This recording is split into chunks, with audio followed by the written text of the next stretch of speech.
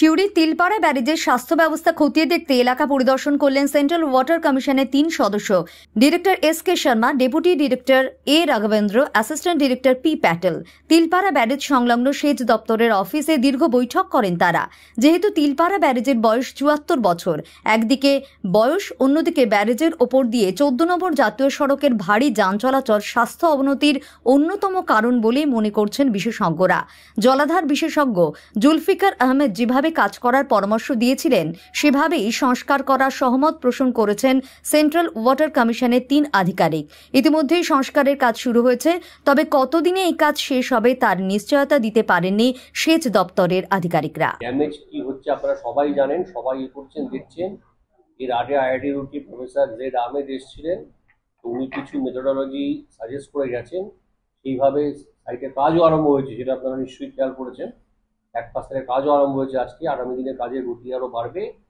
ওনারা দেখে মোটামুটি যা বললেন যে ব্যারেজের অবস্থা তো খুব একটা ভালো নয়, ঠিকই আছে, কিন্তু যে ধরনের repair methodology professor Ahmed suggest করে গেছিলেন সেটা মোটামুটি ঠিকই আছে, সেই মতো করেই আমার কাজটাকে এগিয়ে নিয়ে যাবো, ব্যাস।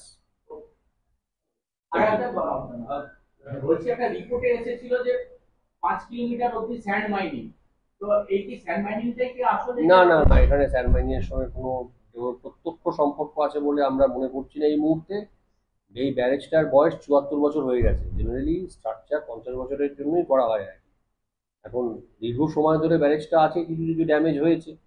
আমরা ড্যামেজ সারাতে শুরু করেছিলাম মার্চ মাসে, কিন্তু সামাও বৃষ্টির জন্য কাজটা শেষ করতে পারিনি। সুতরাং সব জিনিসই তো একটা আয়ু বলে তো একটা ব্যাপার আছে।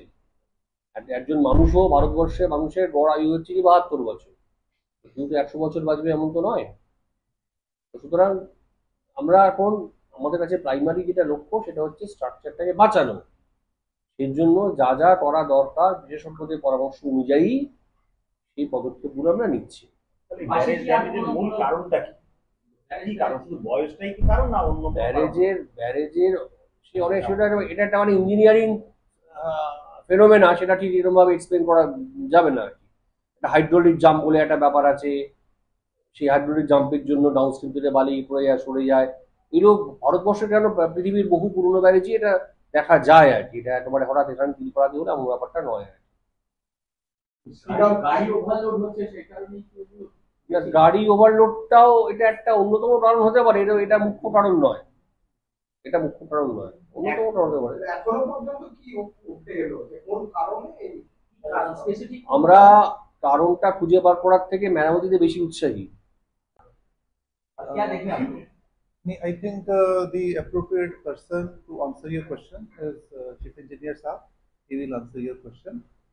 As for myself, I have come from Central Water Commission. Report आया था वो आप स्ट्रीम और डाउन स्ट्रीम के 5 किलोमीटर के अंदर तक वो माइनिंग के लिए।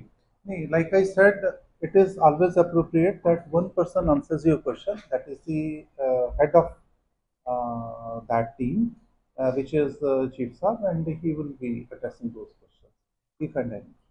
Okay. What about the situation now? Actually, I would again would like to submit that the appropriate way to have any question is to the head of the team.